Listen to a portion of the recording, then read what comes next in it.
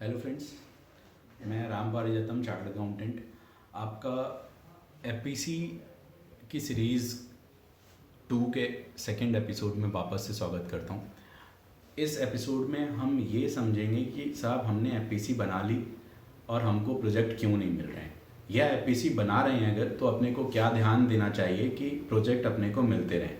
तो sir last video में आपने ये देखा था कि मैंने आपको बताया एपीसी बनाने के लिए कोई भी सेंट्रल एक्ट के अंदर एज सच कंडीशन नहीं है कि आपके जितने भी मेंबर्स हैं वो एक फैमिली के नहीं हो सकते, या एक ब्लॉक के होने चाहिए, या ज़िले के होने चाहिए, या ज़मीन आपकी खुद की होनी चाहिए, या ज़मीन पटके की होनी चाहिए। सर कुछ भी हो सकता है, जैसा कि मैंने लास्ट वीडियो में आपको बताया।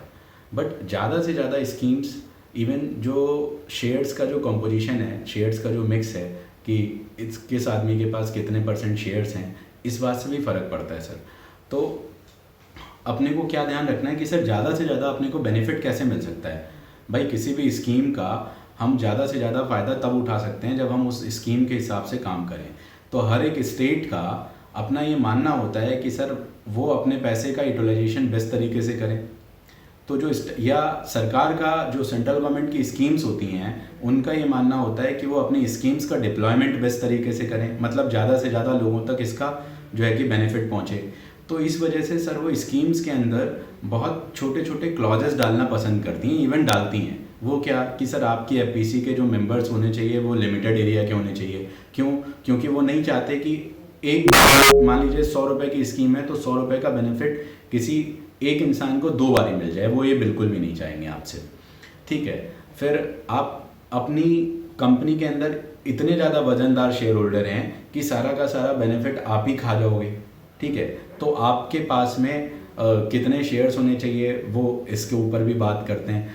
तो सर कंपनी जिस टाइम पे हम बनाते हैं, अच्छा इसके अलावा और क्या बातें आती हैं कि आपकी कंपनी में महिला होनी चाहिए, क्योंकि वुमेंस को हम लोग आजकल बहुत प्रमोट कर रहे हैं।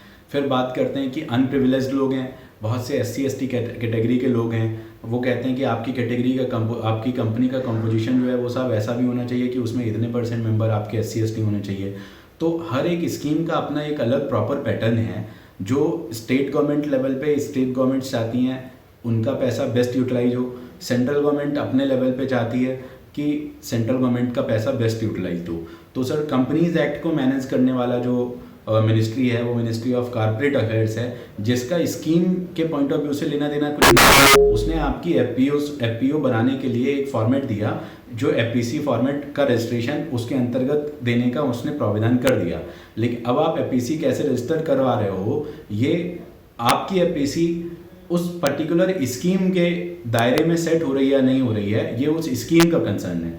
तो अगर हम अपनी एपीसी बनाते टाइम पे ये चीज़ ध्यान में रखें कि सर हमको कौन सी स्कीम चाहिए है, कौन सी स्कीम के लिए हम अब काम करना चाहते हैं, या फिर हम ये भी चीज़ ध्यान में रखें कि अपने को सरकारी बेनिफिट ज़्यादा से ज़्यादा लेने हैं, तो कोशिश ये किया जाए कि स्टेक्स को डाइल्यूटेड रखा जाए। कंट्रोल सर बिना स्टेक के भी हो सकता है। अगर आप अपनी कंपनी को कंट्रोल करना चाहते हैं, आप अपनी कंपनी के बैंक अकाउंट्स को ऑपरेट करना चाहते हैं, तो ये बिल्कुल ज़रूरत नहीं है, बिल्कुल आवश्यकता नहीं है कि सर आपके पास आपकी कंपनी के इतने % शेयर्स होने ही चाहिए। करेक्ट, ऐसा कुछ नहीं है सर।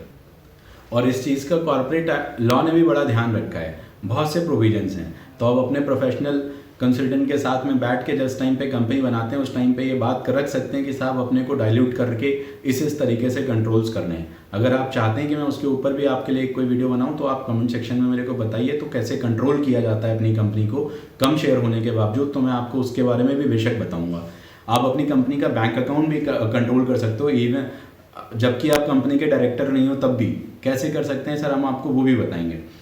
तो स्कीम्स पाने का सबसे अच्छा तरीका कि कंपनी बनाते टाइम पे ध्यान ये रखना चाहिए कि साहब आपकी कंपनी के मेंबर्स आपके एक सिंगल ब्लॉक के हों जब आपने कंपनी बनाई हो। एक्सपेंशन होना एक अलग की बात है, प्राइमरी लेवल पे जब आप कंपनी बना रहे हो तो आपकी कंपनी के मेंबर्स एक ब्लॉक के हों, ये बहुत ही आवश्यक कंडीशन होती है ज़्यादा से ज़्यादा स्कीम्स की जिनमें कि आप जाना चाहते हैं। दूसरी चीज़ सर क्या होगी कि आपके परिवार के कम से कम लोग हों। तीसरी चीज़ आप रख सकते हैं, आप अपनी कंपनी के बोर्ड पे किसी भी महिला को बिठा लिए। चौथी चीज़, आप अपनी कंपनी के बोर्ड पे किसी भी SC ST कैटेगरी के पर्सन को बिठा लिए। सर ये रामबाण चीज़ें हैं जो आपकी कंपनी की सक्सेस में एक महत्वपूर्ण स्थान रखती हैं, एक महत्वपूर्ण रीज़न होती हैं, कॉज होती हैं कि आपकी कंपनी सक्सेसफुल हो जाए। Correct sir.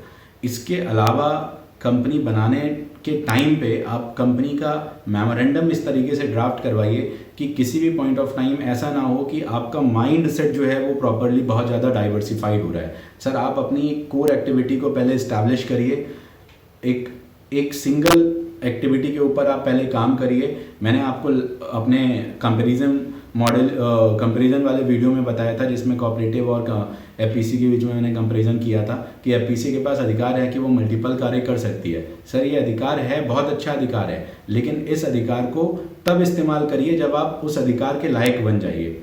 मतलब कंपनी बनाते टाइम पे ही आप ये मत करिए कि साहब हम ये भी करेंगे वो भी करेंगे, यहाँ तीर फेंकेंगे वहाँ, नहीं, ऐसा कुछ नहीं है। कम करेंगे, जो करेंगे लिमिटेड करेंगे, अच्छा करेंगे। करेक्ट। इसके अलावा सर लास्ट चीज़ आपको जो चाहिए होती है, आपकी कंपनी की कंप्लायंसेस आपको मेंटेन करके रखनी है।